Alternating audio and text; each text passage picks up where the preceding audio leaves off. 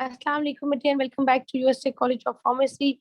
Today our topic of discussion is about the emulsions, which is one of the type of the disperse system. So let's start our topic.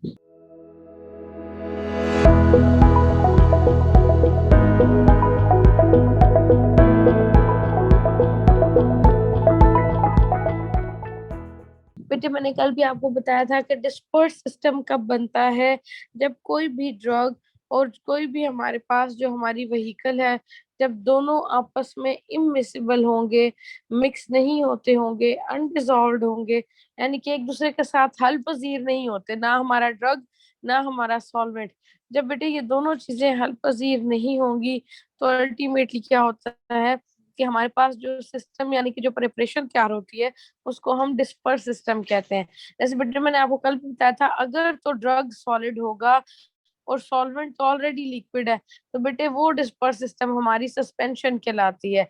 अगर बेटे जैसे आज emulsions है, अगर तो हमारा drug liquid state में होगा, ठीक है, यानी कि बेटे ड्रग भी लिक्विड स्टेट में होगा और सॉल्वेंट भी लिक्विड स्टेट में होगा, तो जो रिजल्टेंट हमारे पास सिस्टम तैयार होता है वो कहलाता है हमारा इमल्शंस। ठीक है, तो इमल्शन में बेटे हम यही बात करते हैं कि इमल्शन हमारा एक ऐसा डिस्पर्स सिस्टम है जिसके अंदर जो हमारा ड्रग होगा, यानी कि जो डिस्पोज फेज होगी वो भी लिक्विड होगी, और बेटे वो व्हीकल जिसके अंदर वो फैलाव में होगी या डिस्पोज्ड होगी वो भी लिक्विड होगी। ठीक है, अब बेटे डिस्पोज क्यों होती हैं? क्योंकि एक दूसरे के साथ इमिसिबल होने की वजह से, गैर हल पजीर होने की वजह से। ठीक है, तो उन्होंने देखिए वोट लिखा हुआ भी है, an emulsion is a dispersion.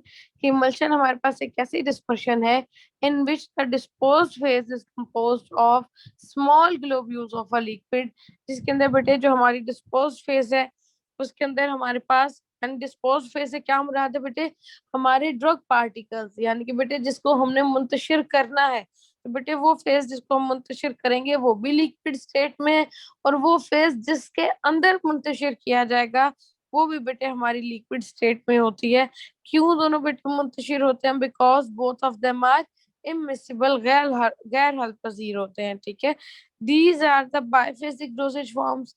अब बेटे ये क्या है कि इसके अंदर दो फेजेस है, मैंने आपको पहले बताया ना, एक डिस्पोज फेज है जो बेटे हल की जाती है, और एक बेटे हमारे पास डिस्पर्शन मीडियम है जिसके अंदर हम हल करते हैं। तो बेटे ये दोनों फेजेस हमारे पास है, लेकिन बेटे बात यही है कि दोनों मीडियम से एक दूसरे के साथ हल पसीर नहीं होते और फैलाव में आ जाते हैं एक दूसरे के साथ। अब बेटे दोनों ही मीडियम हमारे पास लिक्विड स्टेट में होंगे, डिस्पर्स फेज भी और डिस्पर्शन मीडियम भी। इसलिए बेटे इस फेज को हम कहते हैं कि ये हमारी बायफेजिक डोसेज फॉर्म है। ठीक है, उसके बाद अगर हम देखें the two immiscible liquids are made miscible. बेटे मैं आपको यही बात बता रही हूँ कि दोनों स्टेट्स लिक्विड्स होंगी और दोनों ही एक दूसरे के साथ गैर हल पजीर होंगी। तो उन्होंने यही बात बताई है कि बेटे जो दोनों लिक्विड्स हैं जो एक दूसरे के साथ इमिसिबल है यानी कि गैर हल पजीर है, उनको हम हल करा सकते हैं। अगर हम चाहते हैं ना कि हम उसको हल करा दें, तो बेटे हम उसको हल करा सकते हैं। किस तरह से? By the addition of a third phase and emulsifying agent.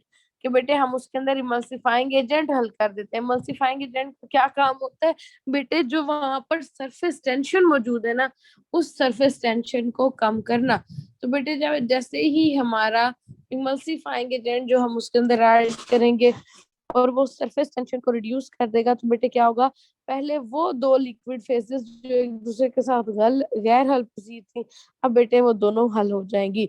Emulsifying agents कौन से हो सकते हैं? जैसे बेटे अकेशिया है, ट्राइगाकैंथ है, ज़ैंथेन गम है, ये तमाम के तमाम बेटे बतौर इमल्सिफाइंग एजेंट काम करते हैं, यानी कि बेटे सरफेस टेंशन को कम करते हैं, जिसकी वजह से वो दोनों लिक्विड आपस में हल नहीं। जैसे मैं आपको एग्जांपल देती हूँ बेटे, एक लिक्विड मेरे पास वाटर है और एक लिक्विड मेरे पास ऑयल है। आप देख सकते हैं कि दोनों ही फेजेस लिक्विड हैं। दूसरी बात क्या है कि बेटे दोनों ही फेजेस गैर हल पजीर है, यानी कि एक दूसरे के साथ हल नहीं होती। ना हल होने की वजह क्या होती है कि बेटे वो इन उन दोनों के दरमियान में एक फोर्स पाई जाती है जिसको हम सरफेस टेंशन का नाम देते हैं। वो फेज अब उस वाटर को और उस ऑयल को आपस में हल होने नहीं देगी। अगर आप आगे देखें क्या लिखा हुआ है कि in emulsion terminology, the dispose phase is the internal phase.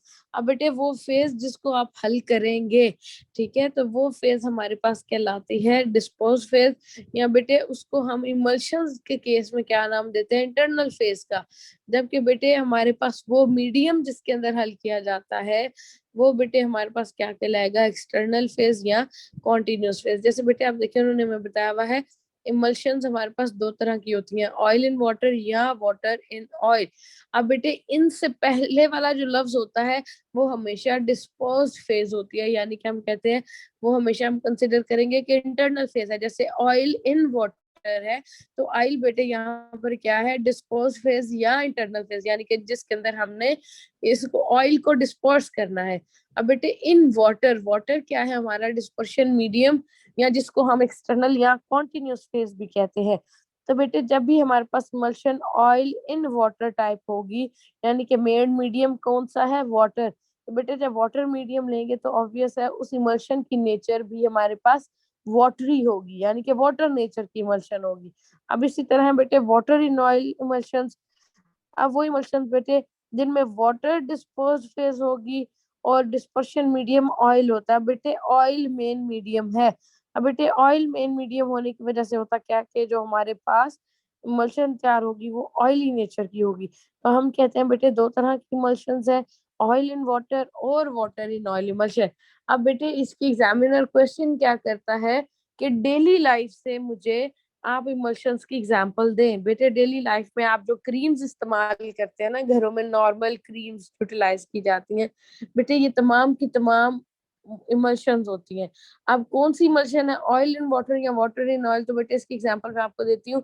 जैसे बेटे हमारे पास क्रीम्स होती हैं, जैसे निविया क्रीम है, या बेटे दूसरी यानी कि जो हम मॉइस्चराइजिंग क्रीम्स इस्तेमाल करते हैं, बेटे वो हमारे पास कौन सी होती हैं, वाटर इन ऑयल इमल्शंस, क्योंकि उनकी नेचर ऑयली होती है ना, स्टिकी नेचर होती है, तो इसलिए हम कहते हैं कि वो हमारे पास वाटर इन ऑयल इमल्शंस है।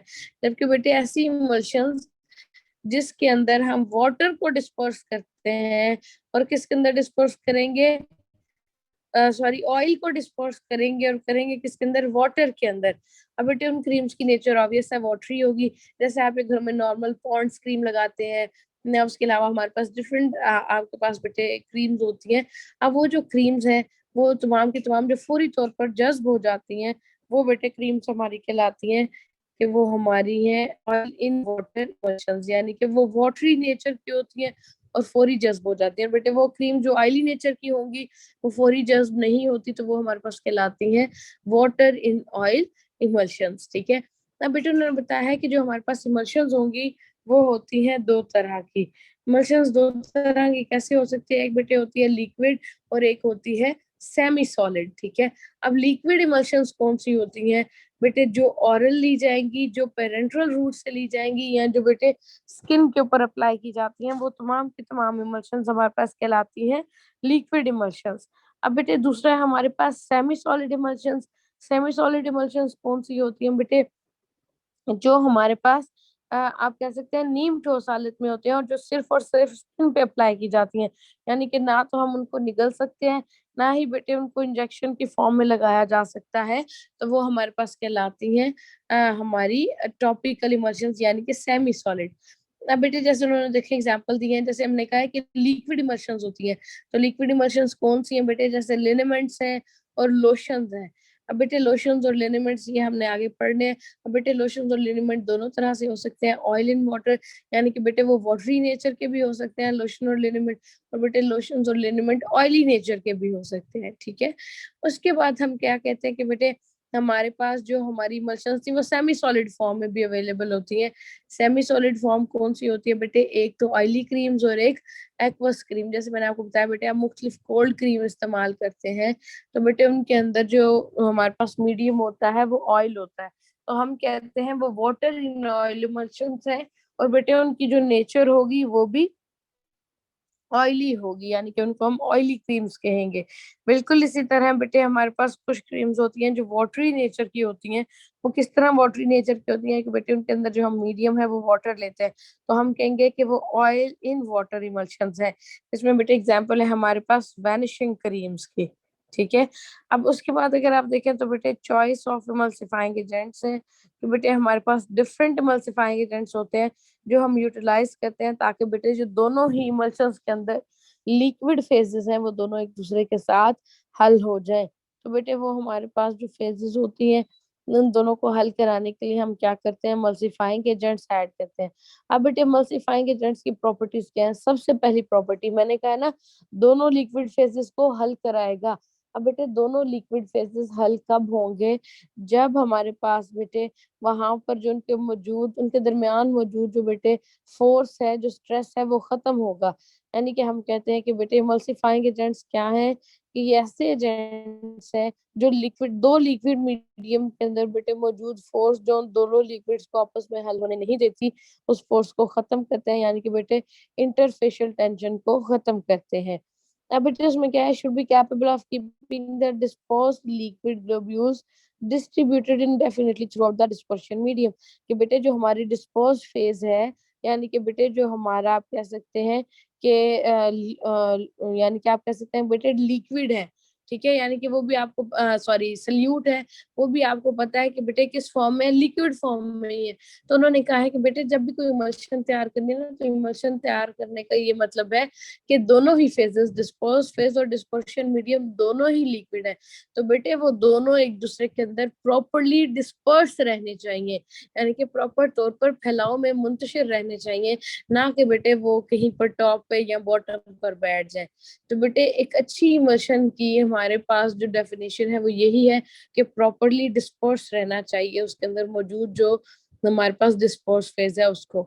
इसके बाद है बेटे इमल्सिफाइंग एजेंट्स क्या करते हैं, it should be non toxic, के बेटे उनको रिएक्टिव नहीं होना चाहिए, वो नॉन टॉक्सिक होने चाहिए। उसके बाद chemically compatible with other ingredients. अब बेटे बाकी जितने भी इंग्रेडिएंट्स हैं उन तमाम के साथ उनको कंपैटिबल रहना चाहिए, यानी कि बेटे उन तमाम के साथ उनको स्टेबल रहना चाहिए। ये नहीं है कि आपस में रिएक्ट करके प्रेपरेशन यानी कि इमल्शन को खराब कर दें। तो इमल्शन को बेटे स्टेबल रखने के लिए तमाम इंग्रेडिएंट्स का कंपैटिबल रहना जरूरी है, ठीक है। उसके बाद है बेटे हमारे पास जब भी हमने कोई भी इमल्शन तैयार करनी है ना, बेटे हमने ये देखना है कि इमल्शंस जो होती हैं वो गाढ़ा सॉल्यूशंस होते हैं। तो बेटे उस इमल्शन को गाढ़ा करना है ना हमने, लेकिन उसका जो बेटे गाढ़ापन है वो इस तरह से रखना है कि कुछ हद तक वो बेटे अपनी पैकेजिंग के अंदर से बाहर निकल सके। देखिए ना बेटे, अगर हमारे पास एक ड्रग है वो बहुत ज्यादा गाढ़ा है, बहुत ज्यादा थिक है, तो बेटे वो हमारे पास जो पैकेजिंग बॉटल होती है उसके अंदर आसानी से नहीं निकल सकता। तो उसके लिए उन्होंने कहा है कि उसकी जो एक कंसिस्टेंसी है, यानी कि बेटे जो उसका गाढ़ापन है उसको प्रॉपरली मेंटेन रखना है, ठीक है। बेटे काइंडली स्क्रीन ऊपर करें। अब उसके बाद हमारे पास बेटे प्रिपरेशन के मेथड। बेटे प्रिपरेशन के मेथड हमारे पास तीन है। सबसे पहले है कॉन्टिनेंटल और ड्राइगम मेथड। बेटे इन मेथड्स के जो दूसरे दूसरे नाम बताए हुए ना, वैसे जो कॉमन नेम्स हैं वो क्या है, ड्राइगम मेथड, वेट गम मेथड और फॉब्स बॉटल मेथड, ये तीन नाम है। लेकिन बेटे इन तीनों मेथड्स का एक सेकंड सेकंड नेम बताया, ये बहुत इंपॉर्टेंट और पेपर में लाजमी आता है कि ड्राई गम मेथड को बेटे हम कॉन्टिनेंटल मेथड भी कहते हैं, वेट गम मेथड को हम इंग्लिश मेथड भी कहते हैं, और फॉब्स बॉटल मेथड को बेटे हम बॉटल मेथड भी कहते हैं। जैसे बेटे फर्स्ट नंबर पर अगर आप देखें तो हमारे पास क्या है, dry gum method. Dry gum method का बेटे दूसरा नाम कॉन्टिनेंटल मेथड भी है, या बेटे इसका तीसरा नाम भी है जिसमें हम इसको 4:2:1 मेथड भी कहते हैं, ठीक है। ड्रैगन मेथड, कॉन्टिनेंटल मेथड या बेटे 4:2:1 मेथड भी कहते हैं। अब जब भी हमने कोई इमल्शन बेटे तैयार करनी है तो इमल्शन के लिए हमें बेसिक तीन चीजें चाहिए। एक बेटे ऑयल, एक और बेटे उसमें हमें लिक्विड चाहिए यानी कि वाटर चाहिए। एक वाटर हो जाएगा और एक ऑयल हो जाएगा। और अब आपको पता है ये दोनों ही लिक्विड्स एक दूसरे के साथ हल नहीं होते, इमिसिबल होते हैं। तो बेटे ये इमिसिबल होने की वजह से क्या करेंगे कि हम इनके अंदर डालते हैं इमल्सिफाइंग एजेंट्स जो इन दोनों को आपस में हल करा देंगे ताकि हमारी एक स्टेबल इमल्शन तैयार हो सके। तो उन्होंने यही बात बताया कि बेटे जब आपने ड्राई गम मेथड यूटिलाइज करना है, इसमें भी आपने ऑयल ले लेना है, वाटर ले लेना है, और साथ हमारे पास इमल्सिफाइंग एजेंट यानी कि बेटे कोई भी गम, कोई भी गूंद इस्तेमाल कर लेनी है। अब उन्होंने यही बात बताया कि बेटे हम कौन सी गम इस्तेमाल करते हैं? यूजुअली अकेशिया को, यानी कि जो कीकर का गूंद होता है बेटे, उसको हम लेते हैं। अब बेटे इस मेथड का नाम है ड्राई गम मेथड, यानी कि बेटे इसके अंदर हम गम को ड्राई रखेंगे। अब आपको पता है 3 बेसिक कंपोनेंट्स हैं, ऑयल, वाटर और गम। तो जाहिर सी बात है बेटे, ड्राई रखना है तो हम वाटर तो पहले ऐड कतन नहीं करेंगे। तो उन्होंने बेटे यही बात बताई है कि हमारे पास जो ड्राई गम मेथड है उसके अंदर क्या होता है कि सबसे पहले बेटे हम ड्राई गम ले लेते हैं, यानी कि अकेशिया ले लेते हैं। अकेशिया कितने हिस्से लेनी है बेटे? जैसे आप कोई 100 ml बना रहे हैं, तो बेटे उसको हमने क्या करना है कि हमने 7 हिस्सों में तकसीम कर लेना है। ठीक है।